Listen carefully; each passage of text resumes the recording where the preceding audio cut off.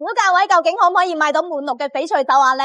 喺其他地方就可能做唔到啦，但靚靚今日帶大家嚟睇下我哋工場嘅實力同埋品質。我知道滿綠手鐲呢係每一個中意翡翠嘅姊妹嘅一個心頭好嚟噶，但市場上面嘅滿綠翡翠啊，尤其係手鐲，喐唔喐就要10幾20萬。所以靚靚咧，今日特意為大家準備咗呢一手滿綠嘅翡翠手鐲。呢手料啊，實打實一共有百幾條，咁靚靚咧就揀10幾條貨頭出嚟俾大家嚟賞賞眼先。睇呢個顏色係咪又清爽又治愈呢？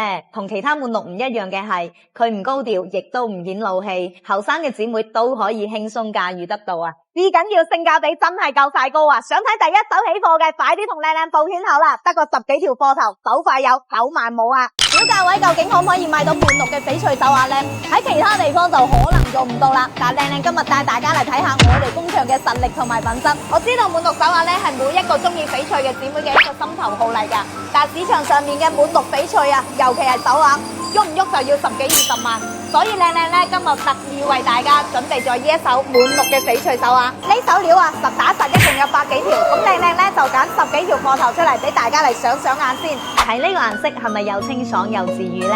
同其他滿綠唔一樣嘅係，佢唔高調，亦都唔顯老氣，後生嘅姊妹都可以輕鬆駕馭得到啊！至緊要性價比真係夠晒高啊！想睇第一手起貨嘅，快啲同靚靚報圈口啦！得個10幾條貨頭，手快有，手慢冇啊！